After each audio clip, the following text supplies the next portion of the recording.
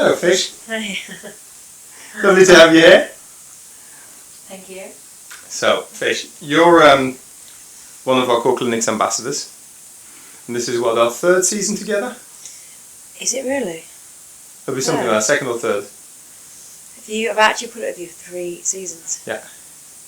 And the feeling is mutual. Fish, it's an exciting, been a very difficult few seasons, and it's an exciting couple of months coming ahead. Mm-hmm. There's a few, I think, very important things about what you've been through and what you're going through and what's ahead of you. And I would love it if you could share some of your experiences and thoughts on it all with some of our viewers. You know, though, when you just don't know where to start. Mm-hmm. Where's the beginning? It's a big thing, isn't it? Beginning, I think, I kind of feel like I've been through like a roller coaster. Off the back of the Olympics anyway is always, so I think that's the starting point, 2016 Olympics. Yeah. Where, I don't know how we're going to fit into this, like 45 minutes, I'll try my best. But you kind of, you reach the pinnacle of your sport. You've kind of aimed for something your entire life, for me, since the age of 13. You kind of stood there and you're at the Olympic Games in the village and you're like, wow, it doesn't get better than that. And you were some of the best athletes in the world. I say some of the best because obviously, as we know, the Olympics is all about inclusion, so it isn't always about being the best, but you are amongst the best in the world, and people who have worked their butts off to be there, and that resonates with myself. So you kind of come off the back of the Olympic Games, and I remember thinking, now what happens? Like, I kind of feel like I've been at the top and now I've kind of gone vroom, straight down to the bottom, back down to reality, out your bubble, into like normal life for a few weeks, having time out. And it's kind of there where you think, where do I go? Like, I've just reached the pinnacle of my childhood dream. Now, we didn't quite medal, but actually, if I'm totally honest with myself, my dream was never to medal at the Olympic Games. My dream was always to be at the Olympic Games. Mm-hmm. And I always think to myself, if my dream was to medal, would that have changed my whole ethos? Would it have changed the way I approach things? I don't think it would have, because I think in sport you can prepare as much as you like, but on the day is on the day. Mm-hmm. So, but my dream was to be at Olympic Games. Did that, then I got the t-shirt, finished that, and you're like, now what? Carried on with England sevens, and that was kind of where my turbulence probably started. A lot of my teammates went across to 15s because they changed codes from 15 to 7s. I stayed in 7s. It was probably on a downward spiral, I think, just because I think of coming out of such a big dream, almost. Mm-hmm. And you must know what I mean, you work with many athletes. I think, and then into the 2017-18 season, that's where we just started to kind of hit fatigue. But we had Commonwealth Games, obviously World Cup around the corner. I say around the corner within a season. So it was all about ticking over, but just, I think as you get older, you start to question yourself. I started to question myself after the Olympics. I started to question my ability. I started to question what I was capable of doing. And before you know it, you're in this spiral of, where am I going? Alongside that, I feel like early 30s, around that time, I also hit this. I'm a female in sport. I played rugby for my country. What else do I do? What else do I do? When I hang my boots up, which is going to be, or was going to be in the next 2-3 years, and still is going to be in the next 10 months, where do I go? What do I do? And all I've been, and I say all I've been because all I've been is a rugby player. I was a bobsleigh then into rugby, so it's kind of, it's really shit scary because you just don't know.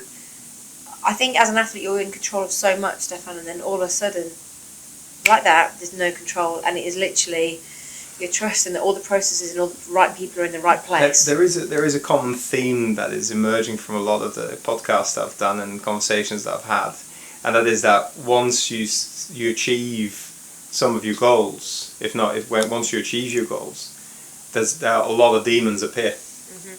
And it's like you set a goal that perhaps you only, partially believe in you could achieve, but then when you do achieve it and you put everything that you've got into it, you're left with what do you do next, because you have put everything into getting there. So there was no time to becoming something else, and we've discussed this in the past about You always have to grow into a person that is not a rugby player.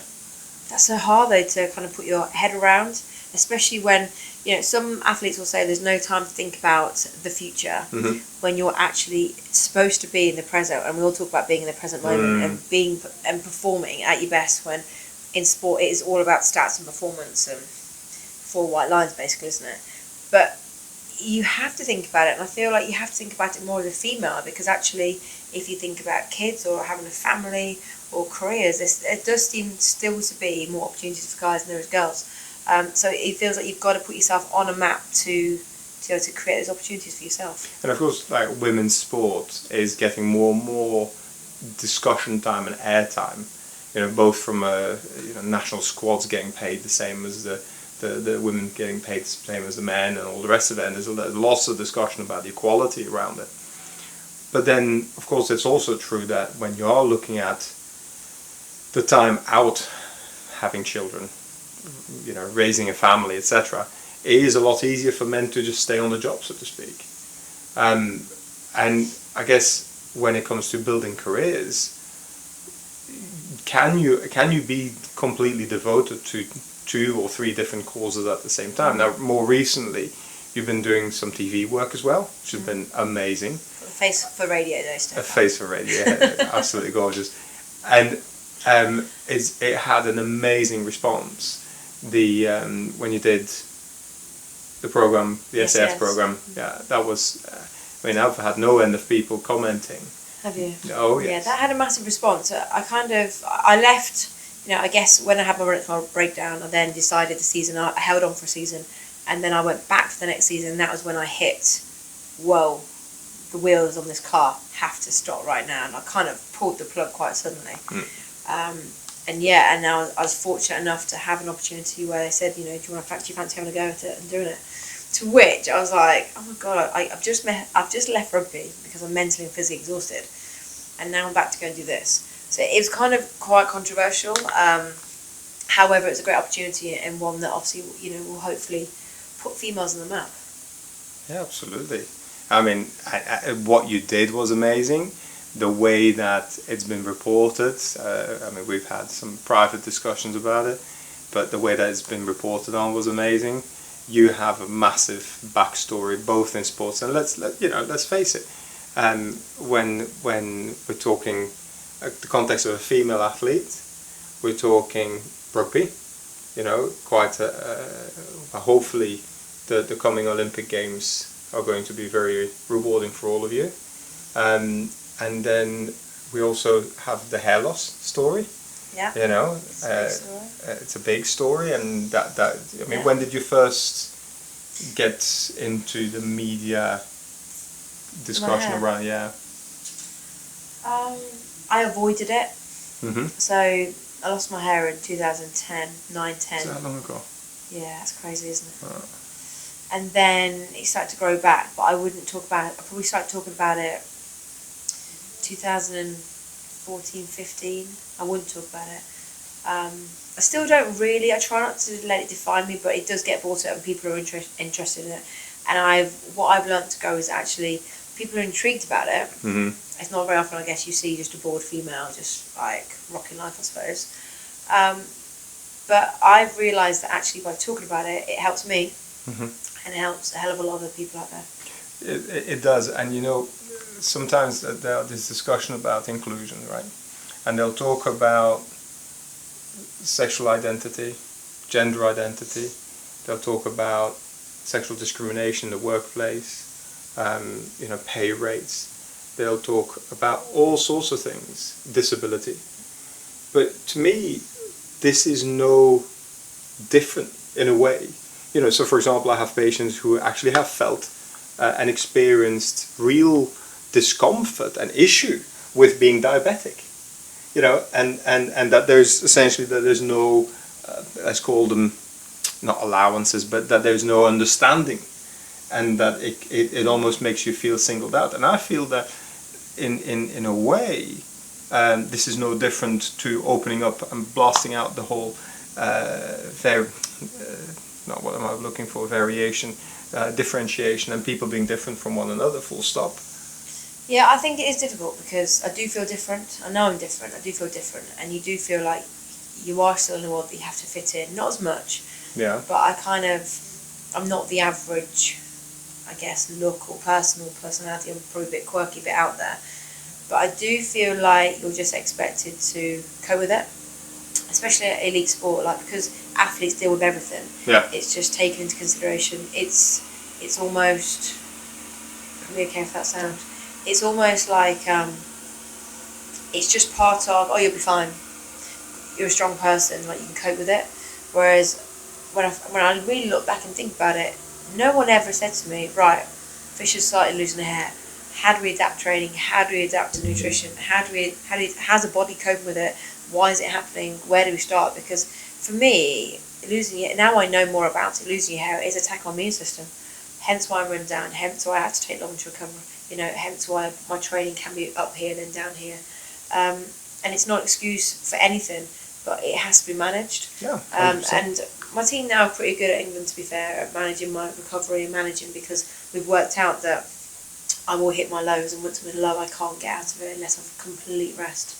And whether that is immune system, like you said, like your client with diabetes, it's hard because you're having to constantly manage it. I think I struggle because people are always judging a book by its cover. So I'm always publicly judged. That's where I struggle, because there's more to someone than just what meets the eye. This is one of the things that I love about you, and that I love about working with you and talking with you, because there is a cultural narrative about people judging people by the cover, but we both agree that that's not helpful. No. And it's not the way to get the best out of people, full stop. Yeah. And if there was, anything that I see you do, both as an athlete and as a person, it's really about that. It's kind of engendering a certain atmosphere of understanding towards, physical differentiation and variation, mental. We talked a lot about mental health over the years, and then just the acceptance, the fact that to be working at the level that you're working as an athlete, there is a single-mindedness and there's almost a blindness to everything else that is out there. So there's a huge number of things that you represent and encapsulate. So from the bottom of my heart, I would say never ever forget that you do that, and not just in discussion for me, but that you're doing that and representing that to a lot of people who bump into you in the waiting room or know that you're an ambassador for us, and they will talk to me about it much more than you probably realise. Yeah, I kind of don't realise. Someone said to me the other day, do you realise the effect you have on people around you? And I suppose you don't, because you just do you, don't you? We all just do us, like you do you. Every athlete does themselves, and I kind of think we're in this world where it's more. But actually, sometimes it's really important to just answer that question and go, actually, I probably don't see the response that I have on the people around me, but I'm quite open and transparent about talking about stuff because I think it could help other people. Yeah. And I know that, like, when I had my pars fractures, good 6-7 years ago now, I reached out to Philip Tadeau, who used to be a triple jumper. I remember him responding to me, and it was kind of then, it made me realise actually everyone is attainable, everyone can be spoken to and talked to, and you can just hold a conversation, but knowledge is power, isn't it? 100%. And, we all think that everyone's okay. People probably look at me and go, oh, she's strong, but we all struggle. And I think over the last year especially, that's what I've learned about myself, is that I can look strong and I can be strong, but I do struggle, and I'm not afraid to say it, because I don't believe it makes you weak. I believe it makes you stronger, because you can make other people stronger and you get the answer back yourself. So it is really important to, I feel like, share my story. 100%. And I've seen it, and as you know, I look after a lot of athletes, and I would go so far as to say that there is no high achievement without significant struggle. That's crazy, isn't it? Because when you think about what you just said, like with every achievement that anyone does in life, you're going to have massive highs. Absolutely. And then the higher the highs, the lower you're going to fall. I feel like I've gone vroom, vroom, literally a roller coaster. And a lot of people will, you see, I think looking at what effect sport has on people and athleticism and the kind of high performance world that we live in, and the impact that it has on people, is that initially it created almost an unrealistic expectation of self. The Instagram culture, where that everything looks a certain way and everybody's happy clappy and all the rest of it. But I think that now, a few years in, with the benefit of a wide open discussion about mental health, a wide open discussion about body dysmorphia, a wide open discussion about what it takes, what is lost. The people who've been lost to drink and drug, that have been lost to alcohol and gambling and violence and all the rest of it, all in the world of sport. All of those discussions are being had honestly now, or starting to be had honestly. But I don't think you can go through the highs and lows without going through some very, very dark places. You're not taught it. So when you start out in sport, you're obviously taught to be the best you can be, to perform. You're taught all the values within the sport, the culture of sport, the way to handle yourself as an athlete. But you're never taught or never ready for the low moments, and those can start pretty low. I think I do a lot of mentoring now with young kids and S&C because I know what I've been there and done it, and I'm still doing it. So if they have a bad day, I try and almost put into them that it doesn't matter. You're going to have those bad days, and this is how you'll deal with it. Because I don't think, when I look back to when I started out, you're not taught how to deal with it and handle it. It's only through experience. And I've got mentors and coaches now, and people in my life who make my team up, and they're the ones who keep me together. Because I think that's true for everyone successful in life. It's either you have that team or you fall by the wayside at some point in the whole discussion. I think you need that team. I think definitely the biggest. I think we all need a team around us, don't we? You need to choose your team wisely, and that I really stand by, because I wouldn't be where I was if it wasn't for God. There's so many people. I put my English shirt on, and for me, Stefan, I represent everyone who's helped me get there.